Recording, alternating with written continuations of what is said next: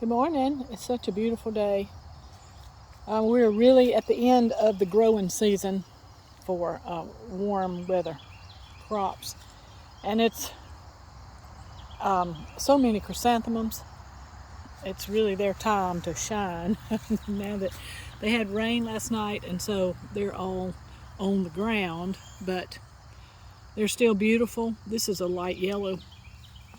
I don't know the name. I should know the name of all this stuff, but I don't. With the pineapple sage in the background of it. So pretty. I thought I'd just give an overview and we'll just look at what's happening.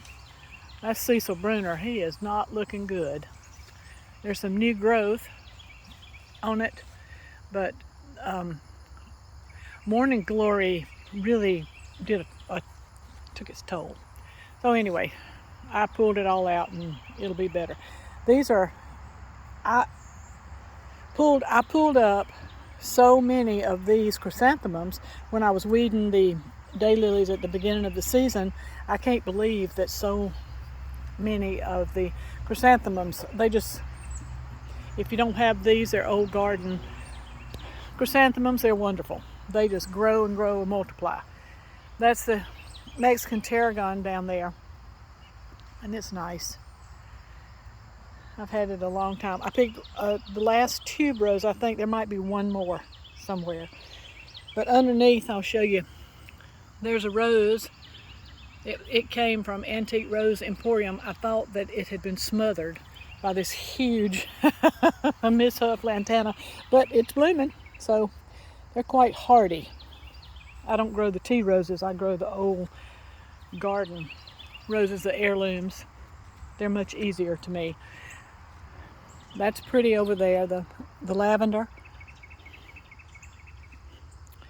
It has such pretty foliage this time of year, even without flowers. It's really nice. And that's Ryan's pink back there. Some of the roses are still blooming. They're putting out new growth too, which that's not so good because we'll probably have a frost within a month for sure. So the garden mums have spread all out into the path, and the dahlias they're still blooming some, but the stems are real weak and they don't hold up. See, like this, and that one's broken. I still pick them. I still like them. I think they're beautiful. And this one is Sweet Natalie. It sure takes its time blooming and doesn't bloom prolifically, but it's okay. And it's a really pretty color.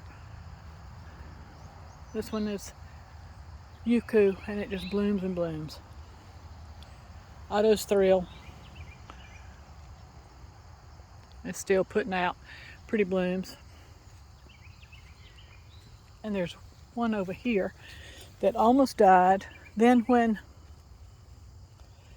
I fertilized it with what you're supposed to fertilize with, now it's blooming. So, and it's a beautiful red. It's a really pretty red. It's not showing up real good on the video because of where the light is. This one's Big Brother. It's really pretty, and it has bloomed a lot. That's important to get a lot of blooms, and I used to just think I would take what I could get. That's Spartacus, but I'm learning that it's important to have a lot of blooms, unless it's just something like Cafe LA and you really want it. But they should bloom and not just take up space. So we'll rethink things next year. This one continues to be beautiful. This is Harvey Coop. Let's see if I can get a good picture. It's so pretty.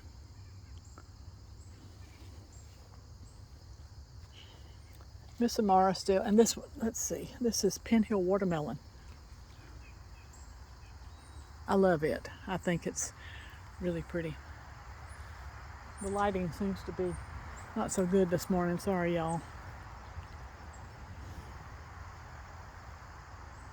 Buds, still buds, lots of buds. And maybe they'll get to bloom. The nasturtiums, that was just a afterthought, and I just put some seeds in the ground, and look how good they're doing. So that's a thing to remember next year. This one gets perfection. Still, there are 3 nice flowers on it this morning. It is a great flower, a great one. There's the continuing to be beautiful, the pineapple sage. There's a few peas it looks like I need to pick. So, maybe I'll do that. This one is pretty too, really pretty. That's mine from Aldi. That's the cheapest, least expensive dahlia in the yard. And it's been there, I don't even know how many years. There is, right back there, there's a moon vine. It had a bloom on it yesterday. That's really neat. Anyway, the leaves are starting to turn a little bit. The temperatures are cooling. The collards are growing. The okra's done. The peppers will have to be picked in the next week or so, and they're kind of loaded. So Brian ate one of the Tabasco peppers last night, and it was extremely hot. So I guess that's successful. Last year I planted my peppers that were planted, the jalapenos, they were not even hot at all. So this year it seems that they are really, really hot. Make good pepper sauce. So that's the garden. And you can see the woods, which I love the woods. When we were looking for a house, that was one of my top requirements, or on the wish list, that I wanted trees. I wanted woods. So we got woods. We've tried to maintain, we have a wonderful guy that helps us with trees, Brian Foreman. He has just been wonderful about it. And he doesn't overdo, but he helps us. So that surrounds my garden. And that's an overview. There's home up there on the hill. I still laugh about that. When we bought this property, when we looked at it, I thought it was flat. Every time we climb that hill, I laugh and tell Brian, I sure am glad we had this flat property. And he goes, because it's anything but flat. The garden is down here in the bottom, which I really like. Who knew that this property was going to be this pretty? God, he knew. He knew what was in my heart and what I wanted, and this is what he gave us. So this is Mona from Winterpast. Can you see Teeny right there? Can you see Teeny? She's waiting on Lily so that she can pounce on her. I hope y'all have a good day, and thank you for coming along. Bye.